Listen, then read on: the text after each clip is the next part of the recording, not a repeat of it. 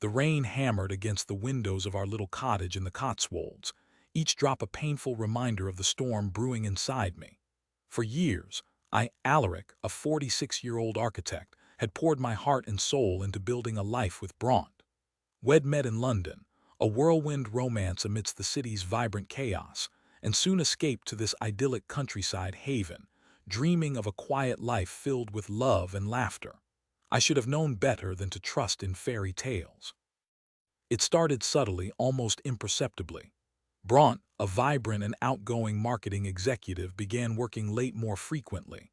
"A new project, darling," she'd explain, her eyes avoiding mine. I, ever the trusting fool, accepted her explanations without question. I loved her and I trusted her implicitly. That was my first mistake. Then came the phone calls.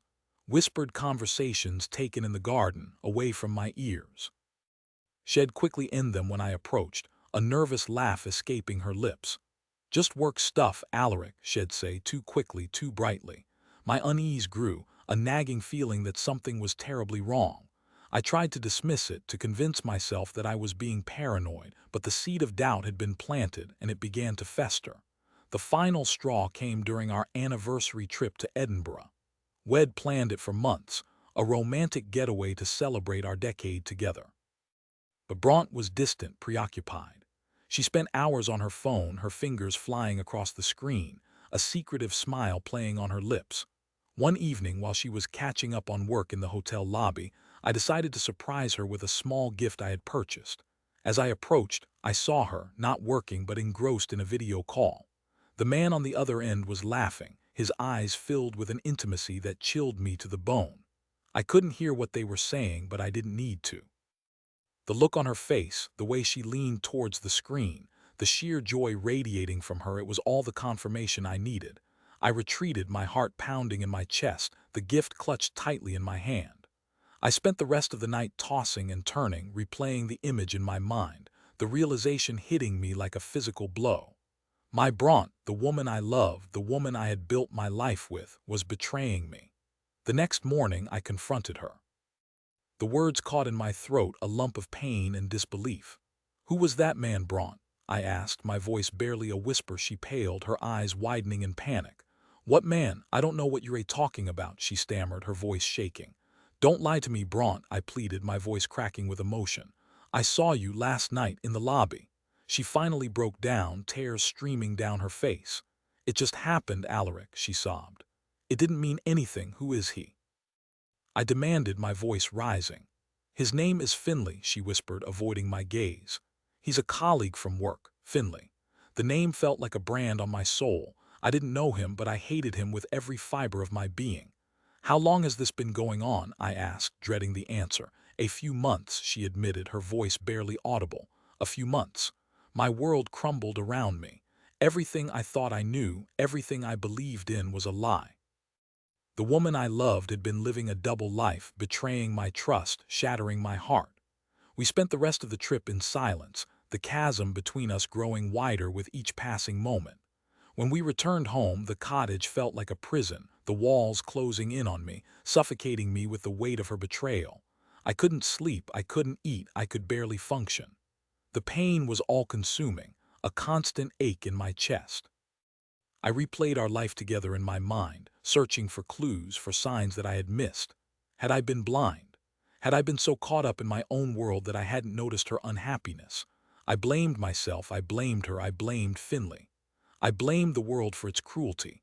I decided to seek solace in my work, throwing myself into a new project, a design competition for a community center in a nearby town. The work was demanding, requiring all my focus and attention. It was a welcome distraction from the pain, a way to channel my energy into something productive. But even as I worked, Bronte's betrayal lingered in the back of my mind, a constant reminder of my broken heart. One evening, while working late in my studio, I stumbled upon something that would change everything. It was a file on our shared computer, hidden deep within a folder labeled Personal Projects. Curiosity piqued, I opened it. Inside were emails, hundreds of them, exchanged between Bronte and Finley. As I read through them, my blood ran cold. They weren't just having an affair, they were planning a future together. They talked about leaving me, about starting a new life in Spain, about selling the cottage and splitting the profits. The betrayal cut deeper than I could have imagined. It wasn't just about sex. It was about deceit, about greed, about a complete disregard for my feelings. I felt like I had been stabbed in the back, the wound festering with each passing word. I printed out the emails, my hands shaking with rage. I needed to confront her, to expose her lies, to make her pay for what she had done. I waited for her to come home, my heart pounding in my chest, the printed emails clutched tightly in my hand. When she finally arrived, she seemed surprised to see me still awake. "What are you doing up so late, Alaric?" she asked, her voice casual as if nothing had happened. "I know about Finley, Bronte," I said, my voice cold and hard. "I know about everything." Her face drained of color, her eyes wide with fear. "What are you talking about?" she stammered, her voice trembling. I threw the emails at her, scattering them across the floor. "Don't play dumb with me," I said, my voice rising. "I've read them all. I know about your plans, about your lies, about your betrayal." She sank to the floor, sobbing uncontrollably.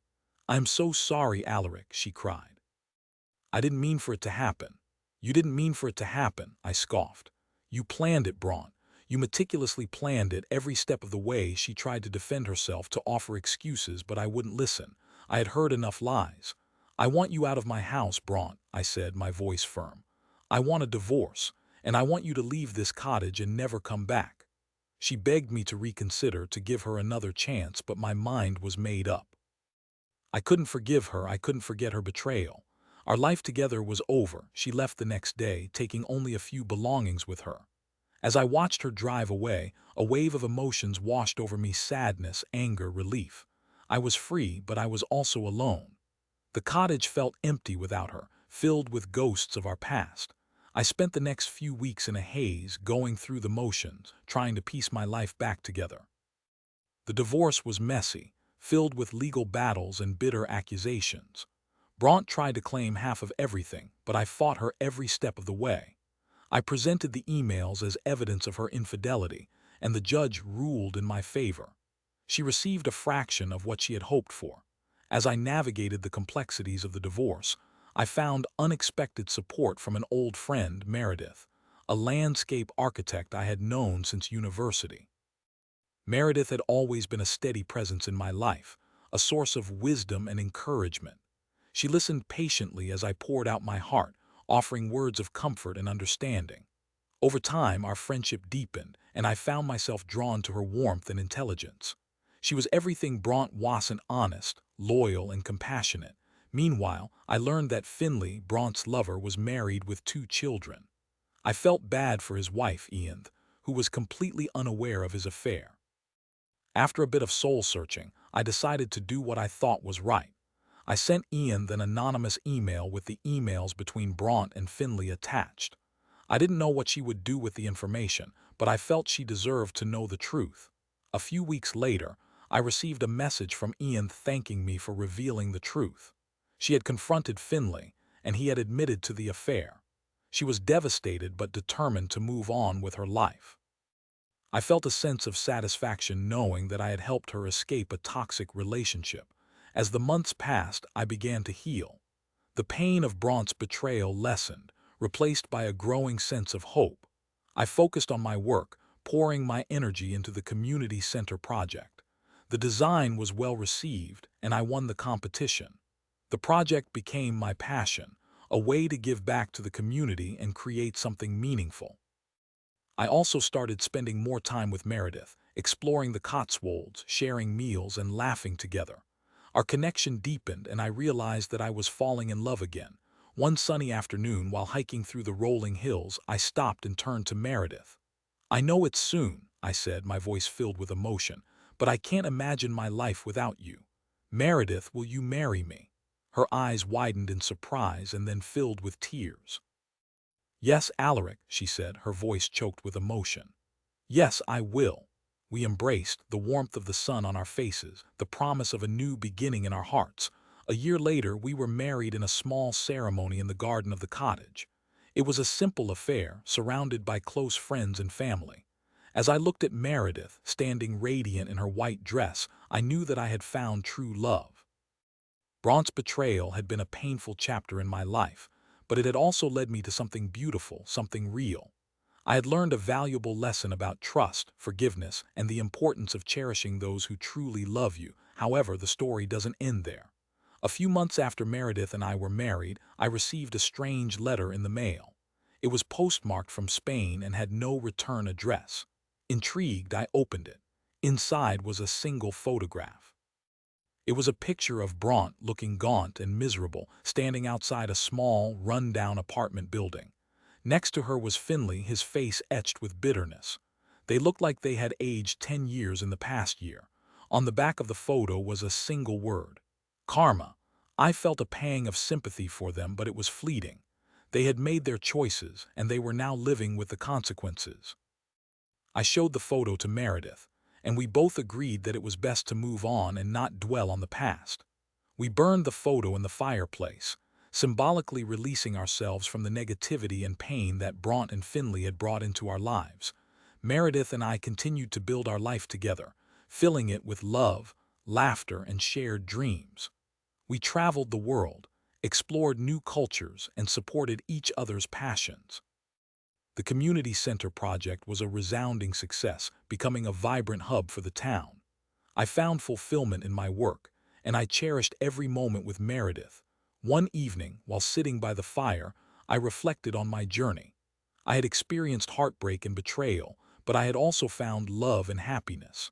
I had learned that life is full of unexpected twists and turns, but it is how you respond to those challenges that defines you. I had emerged from the ashes of betrayal stronger, wiser, and more resilient. I raised my glass to Meredith, my eyes filled with love and gratitude.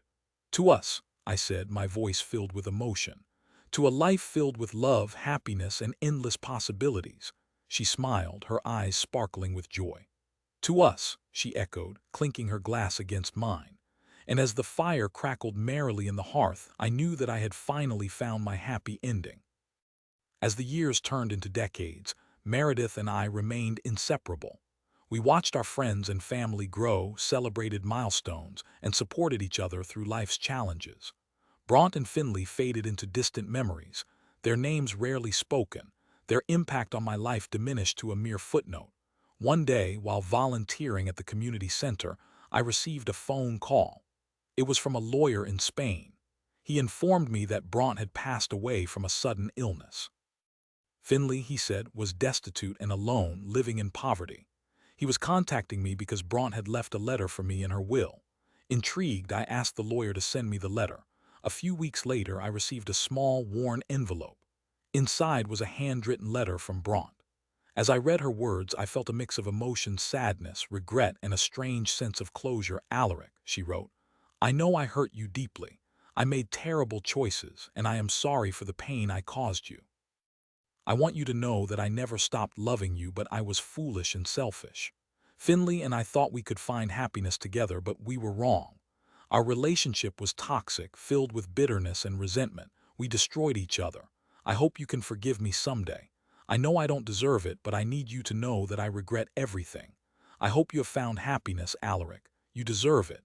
Goodbye." Tears streamed down my face as I finished reading the letter. I had spent years hating Bronte, blaming her for my pain, but now, as I read her final words, I felt only sadness. She had made mistakes, but she had also suffered the consequences. I realized that holding onto anger and resentment was only hurting myself. It was time to let go, to forgive, and to move on. I showed the letter to Meredith, and we talked about it for hours. She comforted me, reminding me of the love and happiness we shared. Together, we decided to honor Bronte's memory by donating to a charity that supported women in abusive relationships. It was a small gesture, but it felt like the right thing to do. From that day forward, I carried Bronte's memory with me, not as a source of pain, but as a reminder of the importance of love, forgiveness, and the fragility of life. I cherished every moment with Meredith, grateful for the second chance I had been given. And so, my story comes to an end. It is a story of betrayal, heartbreak, and ultimately redemption. It is a story about the power of love to heal even the deepest wounds. And it is a story about the importance of forgiveness, both for others and for ourselves. I hope that my story has resonated with you, that it has offered you comfort, hope, or perhaps even a new perspective on your own life. Remember, even in the darkest of times, there is always light to be found. Never give up on love, never give up on hope, and never give up on yourself. With heartfelt sincerity, Alaric.